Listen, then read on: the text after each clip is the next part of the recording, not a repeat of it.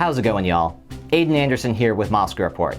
I had the privilege recently to sit down with Latah County Sheriff Richie Skiles and talk to him about what the county has been up to this past month and what we as citizens can be paying attention to for the future. Let's get into it. Sheriff, how are you doing today? I'm doing well, thank you. So I want to start, as we've been talking to the commissioners, we've been asking them as to what the county has been up to recently, and now I'm asking you the same question. What have you guys been up to this past month? Mostly business as usual. We've been working on our county budget, right? So getting ready for that to come into effect October 1st. So we work on that. That's kind of a deadline thing. Other things, really just business as usual. Yeah. When it comes to the Sheriff's Department in particular, how do you guys factor into the budget process? Like, we are most of the budget? Is that what you mean? I mean, that's definitely fair, but I'm guessing when the commissioners come to you or the county finance people come to you and say, hey, we're putting the budget together, how do you guys contribute to that side of things? So we'll have a budget meeting, and then we go over, my chief deputy works on the budget the most, and he works down through that and goes through each one of our departments where we're at, and then him and I talk about a finalization on it. And then we come and present that to the Latah County Commissioners, and we have budget lines. And this is what we need for particular, like the jail budget, as far as food and medical. And then the patrol would be, vehicles and wages, obviously, and things like that that we try to get. Our budget doesn't change a whole lot from year to year. Sometimes things go up a little bit, like equipping cars kind of inclines a little, or kind of goes up a little bit, and so does the purchase of vehicles. So some of things adjust a little bit, but each year it's the same routine. We come in and present the budget. And then after we present the budget, then it can be approved, or they'll have budget meetings afterwards, like budget workshops. And that then we go through things where we may be able to cut a little bit, and we try to be pretty frugal with our budget, and so it doesn't change much, just things that automatically go up, but we have office supplies and all kinds of gas and obviously all kinds of things on our budget record, or our budget, and it's all public record, so anybody can see what our budget is by getting public records. So.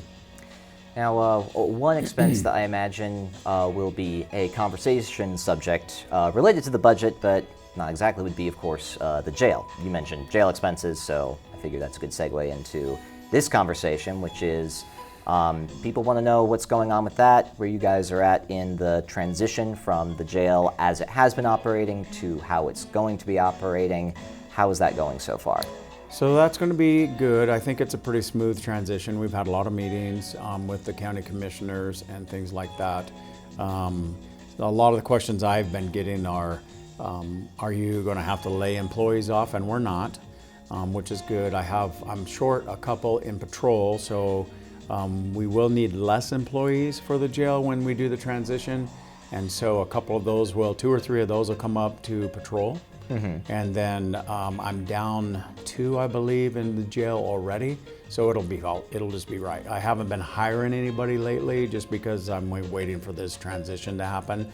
And then we'll see where we're at. But patrol, once the transition happens, patrol should be up in numbers and the jail should be just about right. So nobody gets laid off. That's one of the biggest questions I've had in this transition. People are like, well, this is going to cost a lot of money. We save money too by not having a medical contract and not having a food contract. So there's several $100,000 right there. Oh man! In those two things. So yes, it's going to cost money to house inmates in another jail, but I'm also saving money. So will it be a wash? It just depends. If it's a wash, it'll be dependent. Mostly, it's going to depend on how many people you have housed in another jail. If I have 6 or 7, then I'll save money. If I have 30 housed in another jail, I won't save money. So you're dependent a little bit on the good behavior of the criminals if everybody of is Latah County. really good and don't go to jail, I would save a lot of money. So my average jail Population is about 23 monthly. So if I could actually cut that down a little bit, and our numbers are based on that. So some months you're going to have 6 or 7 or 8 or 10 or 12, and other months you might have 28. Just depends on what's going on and who's being naughty or nice. Yeah, when it comes down to cutting down on numbers, as you put it, is there any real way that you guys as a department can make an impact there, or is that really just dependent on the good or bad behavior of people outside? It's just really, I mean, part of it's proactive. You know, if we're really proactive, we're up in numbers and we have time that we can search for things and look for things, and then your numbers in the jail might be a little higher because if you're proactive, you might catch something that you might not catch if you were just reactive. Reactive is where you just be, if you're short and guys are on your team, you might be just going to calls and handling calls. So a lot of it depends on that, and honestly, it costs money to be in trouble. You know, so a lot of people are like, and everything costs money nowadays, and everything has gone up. So I think you see less people getting in trouble.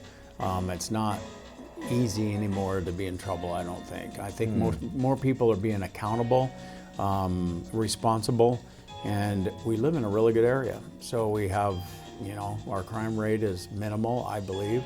I think we have a good community and good people. Yeah, that's good to hear. One thing that has come up before in conversations I've had with the commissioners on the subject of the jail is relative to the decision-making process. And a couple of the commissioners have brought up to me in our interviews, our conversations, that it's ultimately been the sheriff's decision as to how we want to proceed as a county with the jail. So obviously a lot of this stuff is public knowledge, but just to reiterate, what was your mind going through when you came to making the decision to do what is being done with the jail now? Okay, so it's mostly liability, right? You want to make sure that your employees have a really good work environment, and that lacks down there. You want to make sure that people that are housed in your jail, inmates, have a safe environment to be in, and that lacks. We have plumbing issues and electrical issues and all kinds of things that cost a lot of money to fix. So we can put a bunch of money into a basement jail and still just have a basement jail we can't expand with or do anything with for future references. So like 20 years from now, how bad will that really be? So do I really want to dump $1 million or $2 million or $3 million into something where I can't expand, I can't build out, I can't change much of anything? The state and jail standards have changed so much that our jail is just obsolete. If you went to the new jail down in Nez Perce County, you would see how bad our jail is. So that's what I would encourage somebody, if you're really into this kind of thing, is go take a look at their jail and how it's set up, and know that, and then come up and take a look at mine. It's way different. Our jail was built in 1972, and jail standards and everything are just a lot different. For example, I had 50 beds when this jail was made, and I'm down to 36 now because I've had to take beds out because of jail standards and things like that. Inmates need more room and better living space, and there's other issues too. And so one of the biggest fixes I have downstairs would cost a ton of money, and that's all my drainage pipes and sewer pipes are underneath of a concrete floor. So if I go in there and start digging, you have to remember that everything in that basement supports an upstairs. Right. So and then do I pay an engineer to come in and say, hey, you could take out this wall, but you can't take out this wall, and that's $75,000. Everything costs so much money, it's just ridiculous. I can't start. One of the things that is obsolete in my jail or out of standard, out of compliance, would be the doors. The doors are 24-inch, my bar doors. They're 24 inches and they need to be 32. So, but they're all built into the concrete. So do I jackhammer out the concrete, which supports the upstairs? And you know, there's just, the list goes on.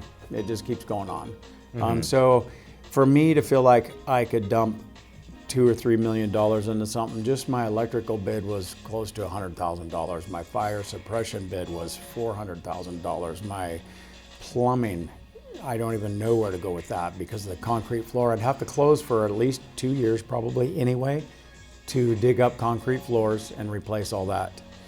And so people are saying, well, put a liner in there. Some of my lines you can put a liner, but others are caved in so much I almost can't use the bathrooms or anything anymore. Yeah. So there's just a lot of oldness and broken down, wore out. All of my toilets and showers and all that stuff, that stainless steel stuff, it all needs to be replaced. One stainless steel shower is thousands of dollars, and I just don't want to put our taxpayer money into something that's just putting a Band-Aid on something. And people are like, well, can't you put a Band-Aid on it for like 5 years or 10 years? Okay, then what? What at the end of 5 or 10 years, the way time flies, here we are again. And we're doing all this again, and I dumped $2 million into something for a Band-Aid. So it doesn't make any sense. And it seems like with talking to the commissioners again, there have been some elements of conversation about what to do about the jail and the situation that it will become over the course of several decades in terms of both where it's headed, where standards are now, and what needs to be done to get the jail in working order. So it sounds like from those and then what you're saying now that some of the stuff was just inevitable and it's better to rip the Band-Aid off now rather than to keep coming up with Band-Aid solutions going forward.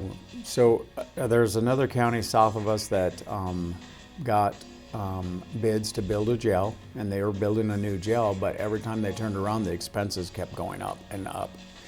And when you're in the middle of a project and somebody comes in and says, hey, and even Moscow with their new police station, they had some issues there where things were bid a certain amount, and then 6 months later or whatever, or during the building process, you're like, they come in and go, well, this is gonna be $350,000 more. And you're like, and so you're like, Moscow ended up building a little less than what their original plans were. The jail down in the southern county building less than what they had planned for because things are just going up, and it's just so much. So 5 or 10 years from now, what's a jail going to cost as opposed to now? As opposed to what I could have done a jail for 15 years ago. It's a lot of money difference. I would like to see a sales tax option brought in, and they have sunsets on them, which is fine. And that would fund people coming in from out of the area, would help pay for the jail instead of just the burden on the local people. And so I think that would be, and plus the sales tax option, homeowners get a little bit of a break too. We always rely on the homeowners taking care of all the levies and the bonds and everything like that. And it'd be nice if it could be just a little bit different. One thing, of course, that is on a lot of people's minds, both inside of Moscow and outside, is, of course, the wrap-up of the whole Koberger trial and that sort of thing. I saw that the Sheriff's Department has a website now for accessing those documents. Just in short, because I'm sure that this conversation has been exhausted plenty of other places, any sort of after-action thoughts on the whole situation from your department's perspective?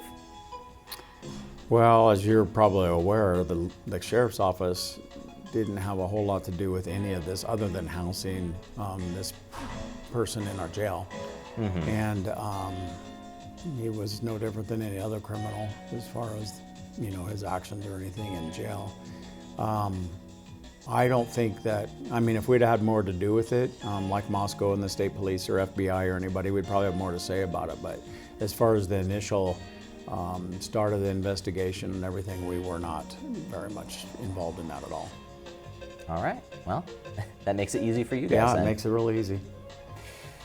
I've got one last question for you, which is simply for anybody who's looking to the future as far as Latah County events go, or things that you guys as a department are involved in. What can you put on their radar? Well, there's a lot of things we've been doing with communication should be better on our radios and things like that. We'll be looking forward to, we're going to be running a bond or a levy for the jail, which may or may not pass. If it doesn't pass, I'm going to be trying to get the sales tax option. So those are things that we'll be doing and looking forward to, and then business as usual pretty much. Probably missing a couple of things, but that could be exciting, but not enough that I get excited about, I guess. For me, it's like, you know, some of this stuff's pretty interesting stuff, but for me, it's just part of the job.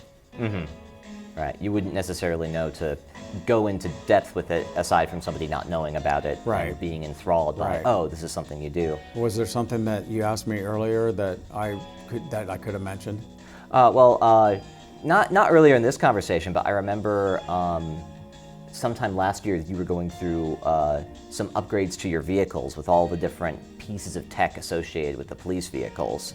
And that ended up being fascinating because I had no idea that there were all of these little gadgets and sensors and things that you guys had as a standard package. And the fact that you were getting upgrades to that was also interesting.